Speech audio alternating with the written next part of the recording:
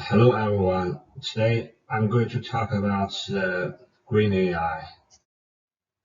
There are six parts in this presentation and it will last about 10 minutes. Since 2012, artificial intelligence has made excellent progress in various fields. AI is a field of research focused on automation. We usually use a benchmark to quantify the progress of AI development. You can think of it as a test standard for AI. Different teams around the world strive to create the best system for these benchmarks. The goal of this article is to make a shift in AI to encourage researchers to focus not only on improving the efficiency of their models, but to move towards greener goals. We emphasize that Red AI research has been yielding valuable scientific contributions to the field, and it has been overly dominant. This article hopes that there will be a shift in AI research towards green AI. This will reduce energy consumption and lower the barrier to AI research, allowing more ordinary people to contribute to the AI community.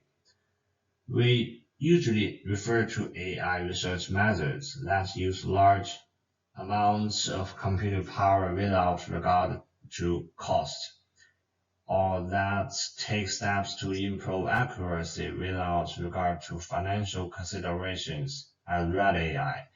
But the nature of this research approach is to obtain better results by consuming resources.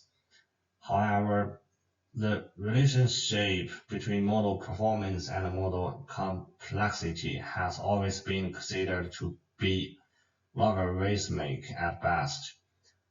When research requires more accurate results, the linear gain in performance under the Red AI research approach results in an exponentially larger model. A similar trend was observed with increasing amounts of training data and increasing number of experiments.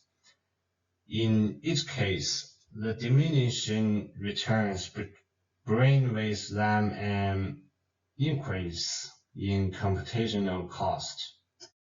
Red AI itself has a high value for work.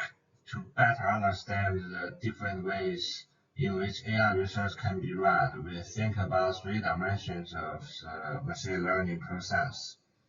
Example, dataset and hyperparameter experiments.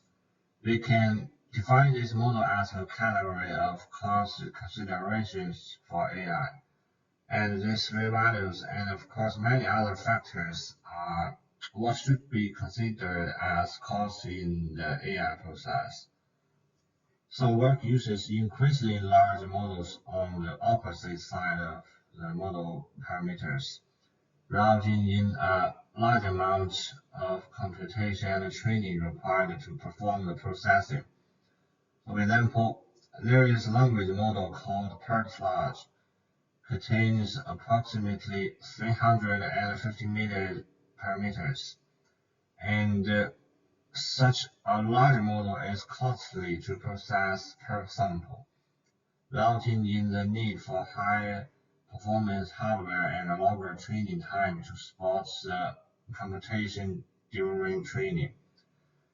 The use of large amounts of data creates obstacles for many researchers to replicate the results of these models and to train their own models on the same setup, especially as multiple periods of training are standard.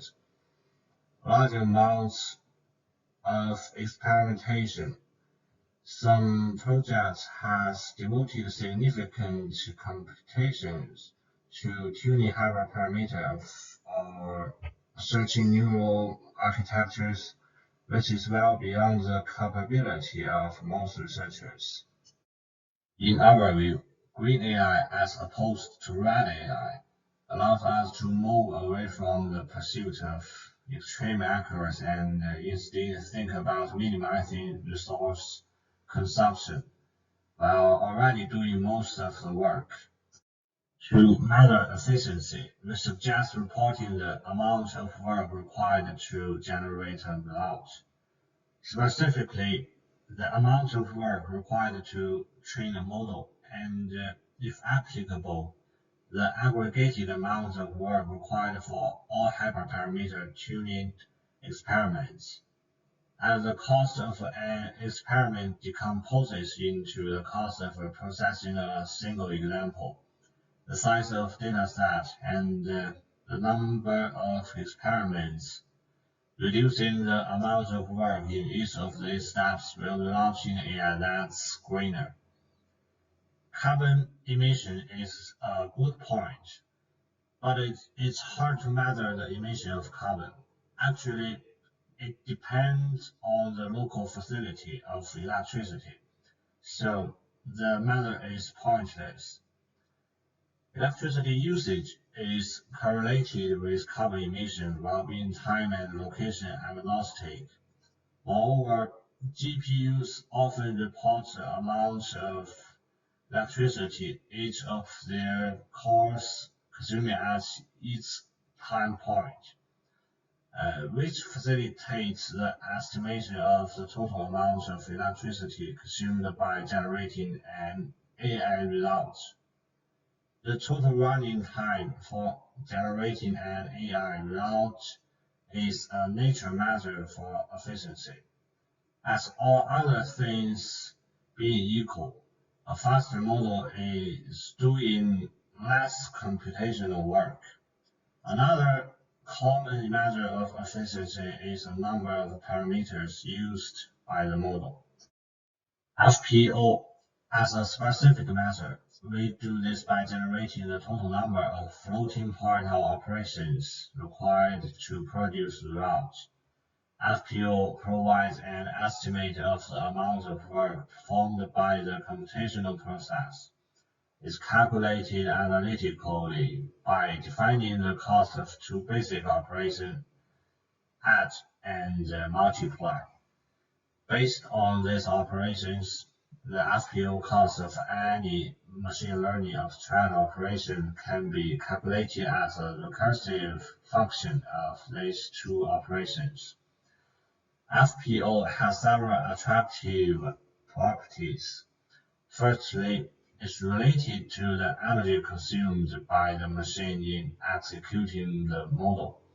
Secondly, FPO is independent of the hardware on which the model is run. Third, FPO is usually related to the running time of the model. Several packages exist for computing FPO in various neural network libraries. FPO also has a number of limitations. Most importantly, the energy consumption of a model is influenced not only by the workload, but also by other factors that cannot be captured by FPO. As a result, FPO does not always correlate with other metrics. Secondly, FPO targets the number of operations performed by the model and ignores other potential constraints on the researcher, such as memory used by the model, which often results in additional energy and monetary costs. Finally, the amount of work done by the model depends heavily on the model implementation. As to different implementations of the same model may result in very different processing efforts. Other metrics we encourage researchers to report budget performance curves whenever possible. This brings me to the end of my presentation. Let me recap the main points. While RAG AI is a valuable and scientific contribution to the research field, it can lead to excessive resource consumption. So we advocate the introduction of an efficient and simple computational metric to help build green AI for greener and more inclusive AI research. Using efficiency along with accuracy as the evaluation criteria for AI papers. That's all. Thank you for watching.